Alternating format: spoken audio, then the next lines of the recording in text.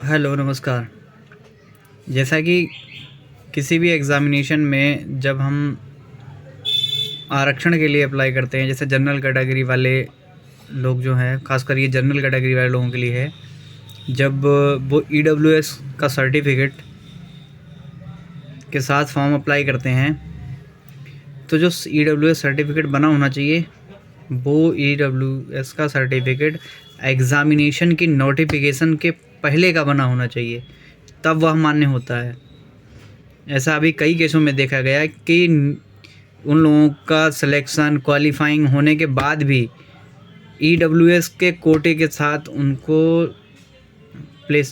जो है लिस्टेड नहीं किया गया।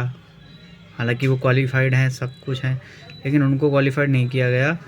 फिर जब बात सामने खुल के आई तो पता लगा कि जो ईडब्ल्यूएस का सर्टिफिकेट है वो एग्ज़ाम की नोटिफिकेशन आने से पहले का बना होना चाहिए, तब जाके वो यूपीएससी, यूपीपीसीएस, एसएससी, ये सारे जो भी एग्ज़ामिनेशन कंडक्ट कराते हैं, इन सब का यही रूल है कि वो ईडब्ल्यूएस जो भी हमारा बनेगा वो एग्ज़ाम नोटिफिकेशन से पहले का होना चाहिए, और यह 1 साल के लिए वैलिड होता है।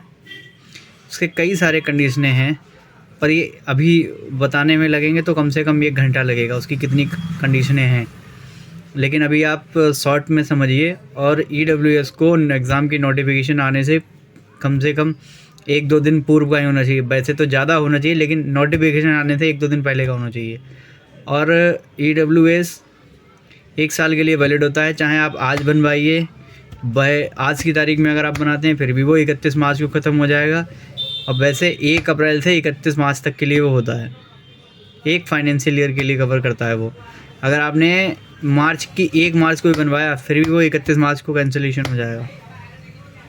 वो सिर्फ उसी फाइनेंशियल ईयर के लिए होता है, क्योंकि उसमें आपकी इनकम का स्रोत होता है, इनकम से अकॉर्डिंग बनता है। और इनकम क्या इनकम जो भी बनती है हमारी, वो 31 मार्च का फाइनेंशियल ईयर इकट्ठा होता है।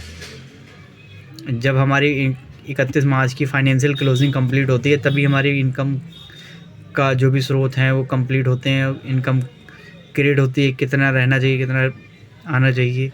और वैसे भी ईडब्ल्यूएस तो 7-8 लाख तक ही वैलिड है। इसलिए जब भी ईडब्ल्यूएस के साथ फॉर्म भरें तो ईडब्ल्यूएस जो हमारा होना चाहिए वो एग्ज़ाम की नोटिफिकेशन से पहले का बना होना चाहिए, ना कि एग्ज़ाम की नोटिफिकेशन के बाद का। जो नोटिफिकेशन के बाद का आप सर्टिफिकेट बना के अपलोड करेंगे वो इनवैलिड होगा। उसमें आप भर तो सकते हैं, लेकिन जब आप शॉर्ट लिस्टेड होंगे, जब आपके डॉक्यूमेंट्स वेरिफिकेशन होगा, उस समय आप उस कोटे से बाहर कर दिए जाएंगे। ऐसा ही दिव्या तन्वर के साथ हुआ था आईपीएस, इसी बैच 2023 में ही। दिव्या तन्वर को जो है क्वालिफाई होने के बाद भी उनको ईडब्ल्यूएस की वजह से आईएएस नहीं बन पाई वो, क्योंकि उनका ईडब्ल्यूएस जो था वो फाइनेंशियल ईयर पुराना था उसमें, और वो उनका जो ईडब्ल्यूएस था वो नोटिफिकेशन आने के बाद का था।